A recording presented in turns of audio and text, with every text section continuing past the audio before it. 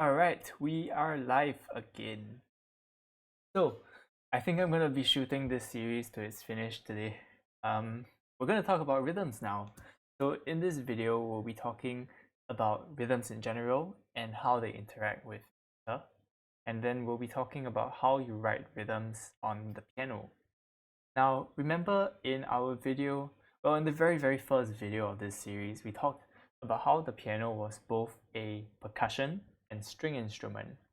Now, the whole idea of the piano being a string instrument, that's all dealt with at the harmony side. In, well, the texture side, I guess, we'll talk about that in the next video, yeah. But the whole idea of the piano being percussion, that is the sole province of rhythm. And in this video, we'll talk about writing rhythms that make sense and take advantage of the piano's percussive effect. Now, the starting point for any discussion of rhythm is meter. What's meter? Meter is time signature. But meter refers not just to time signature, but the effect of time signature. Now, I'll just be talking about 4/4, 3/4, and 3/8 today. But I think, well, I hope you have an idea of at least what that is. And from the ideas from these three time signatures, these three meters, you can expand it to whatever rhythms you're writing in. So let's start with 4/4. Now, I think a majority of all modern music, and for that matter, all music in history, I think, from the Baroque period onwards, was written in 4/4. Most of the music is written in 4/4. And the whole idea of 4/4 is that if you were to count from 1 to 4 for eternity, like until they told you to stop, how would you count it? Now, of course, if you want every cycle to begin again from 1, then you will count 1 the loudest. So it'll be 1, 2, 3, 4, 1, 2, 3, 4, 1, 2, 3. But that just doesn't sound right. It's like too many beats before the 1 comes back. So how 4/4 is counted, how it's accented, is as 1, 2, 3, 4, 1, 2, 3, 4, 1, 2, 3, 4. Now you notice that the 3 has a tiny accent. It's just a tiny little accent that distinguishes it from 1, 2, 3, 4, 1, 2, 3, 4. It's 1, 2, 3, 4, 1, 2, 3, 4. Just a little push.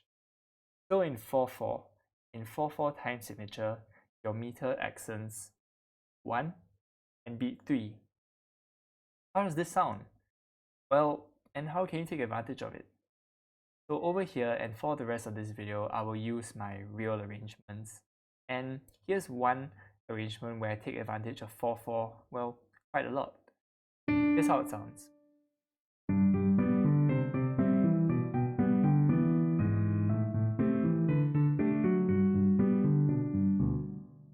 How does that sound? Right? Isn't it just, it's just 4/4. Let's count the accents. Let's count it. So it's 1, 2, 3, 4, 2, 2, 3, 4, 3, 4, 2, 3, 4. You feel that push every time the bar comes back. It's just 1, 2, 3, 4, new bar, 2, 3, 4, right? So what I do in terms of writing when it comes to this is every time you hit a strong beat, that's 1 and 3, you have a bass note. So lower notes tend to punch harder in us because that's just how we're built wonderfully. And when the piano has percussive sounds for every single note, regardless of which note it is, the ones that give us the most punch are the ones in the lower register. It's just the way it is. So how I take advantage of this in just the accompaniment, if I were to play that alone, is I give a little bit of a push by writing a note in a low register every time a strong beat hits. So here's how just the accompaniment sounds. 1, 2, 3, 4, 2, 3, 4, 3, 2, 3, 4, 4, 2, 3, 4.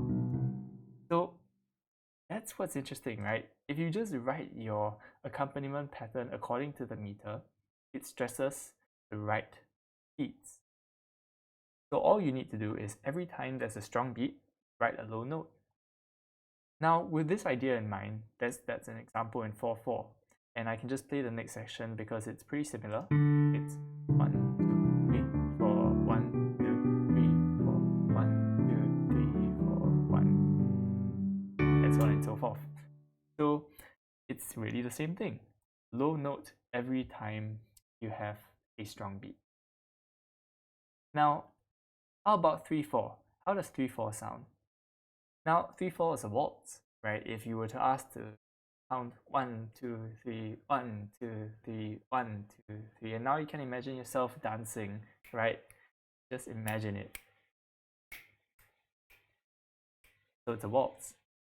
And how this sounds, and well, the whole idea of waltz rhythms is low note, high note, high note, low note, high note, high note. I think this arrangement gives a pretty good example. So I'll just play it from here. Just here should do.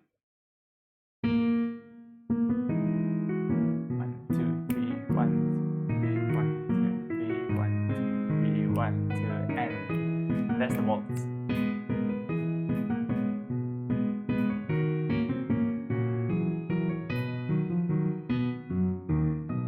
And then this is even more of a waltz, right? It's just pushing the first beat. So that's the idea of writing in 3/4. 3/4 is a waltz. The only strong beat in 3/4 is beat 1, which means you write your low notes on beat 1 and your high notes on beats 2 and 3. Simple enough. So what's 3/8? Well, 3/8 is actually exactly the same thing. And well, I've got a very nice 3/8 section here, and it looks exactly like 3/4. It's just a waltz. Here's how it sounds.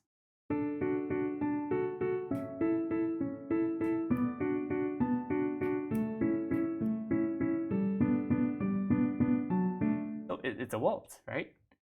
But there's this tiny little difference between 3/8 and 3/4. And that's in 3/4, you only accent the first beats 1, 2, 3, 1, 2, 3, 1, 2, 3, 1, 2. But in 3/8, you accent the first and the third beat. But of course, the third beat gets a lot less push than the first. So it's 1, 2, 3, 1, 2, 3, 1, 2, 3, 1. So now with that in mind, let's hear this section again. 1, 2, 3, 1, 2, 3, 1, 2, 3, 1, 2, 3, 1. And so on and so forth. Now, did I take advantage of that here? No.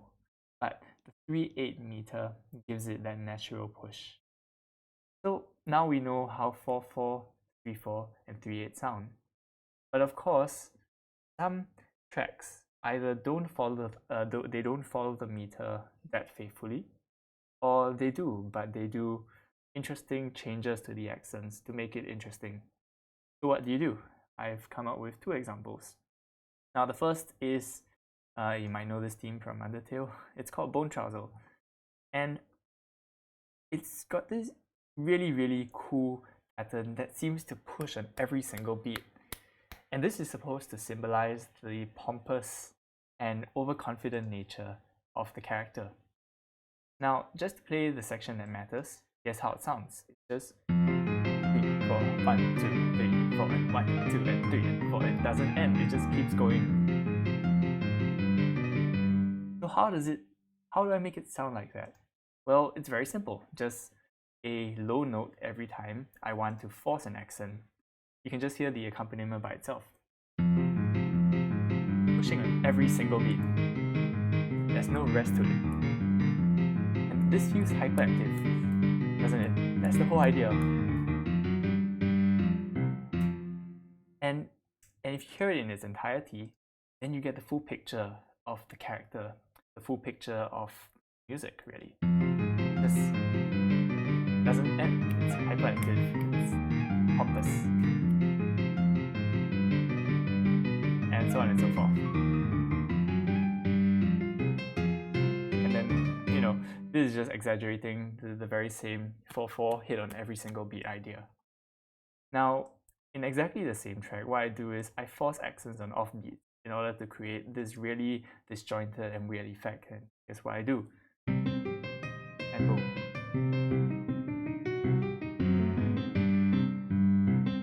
So, what's the effect created by this? It's just jarring, it's bouncy, it's unsettling. And that's what you do when you distort the natural meter. And how do you distort the natural meter? Well, low notes on off beats. Beats which are not supposed to be accented, you accent. Now I'll give you another example. That's from the only other example of my own arrangements that I've been using for the whole series. And well, we all know this section. This is in 6/8. But the part that I thought was pretty interesting is a beginning, because that's 4/4, but we also don't really want to push the meter too much. Right, so what I did here was just really, really simple pushes. And here's how it sounds.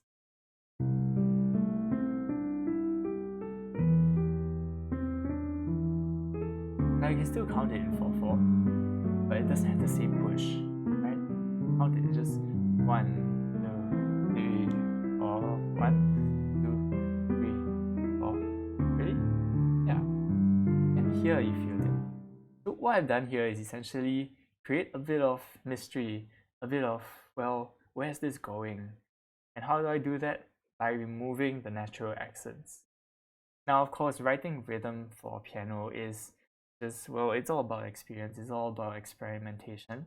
And I've had the privilege of experimenting with many, many arrangements.